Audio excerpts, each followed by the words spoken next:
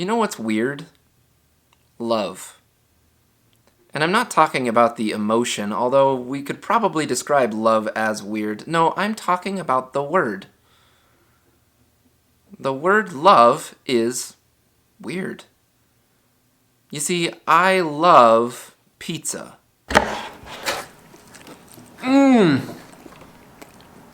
This pizza is to die for! But I also love my wife. I love in the springtime when it gets warm and you can start wearing shorts and sandals. But I also love the fall when it cools down and you need a sweater.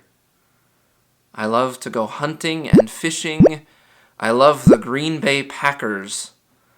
I love basketball.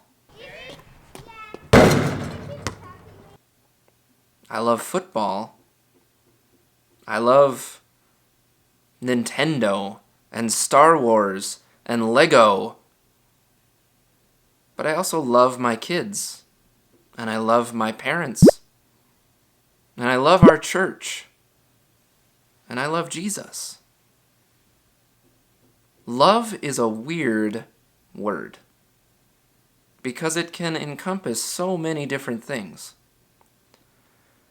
During this week, as Jesus is preparing himself and preparing his disciples and preparing us for the cross, he teaches about love.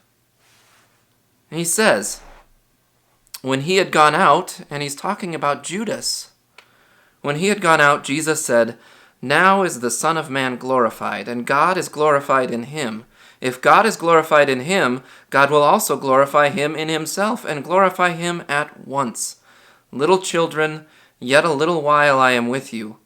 You will seek me, and just as I said to the Jews, so now I also say to you. Where I am going, you cannot come. A new commandment I give to you, that you love one another. Just as I have loved you, you also are to love one another. By this all people will know that you are my disciples, if you have love for one another." But what kind of love is Jesus talking about here? He's certainly not talking about the same kind of love that I have for pizza or the Packers. No, he's talking about a different kind of love. And this is where I think English gets it wrong. We have one word for all of these things, whereas in the Greek, they have a few different words. And here, Jesus is using the word agape. That kind of love is humble and self-sacrificing.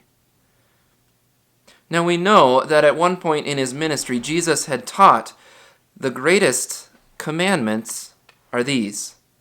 Love the Lord your God with all your heart, with all your soul, and with all your mind, and love your neighbor as yourself.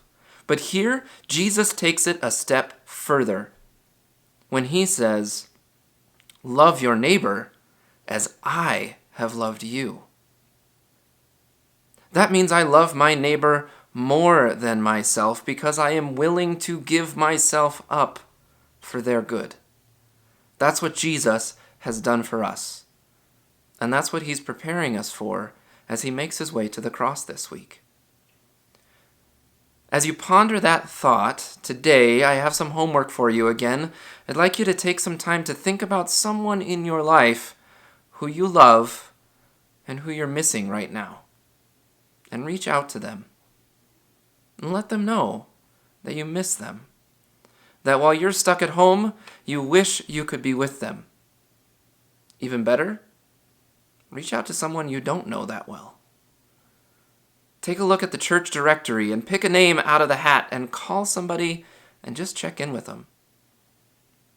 That's the type of self-sacrificing love that Jesus is pointing us to on the cross. Blessings, and I'll see you again tomorrow for Holy Wednesday. We're almost halfway through. I was going to record outside today, but it's a little windy.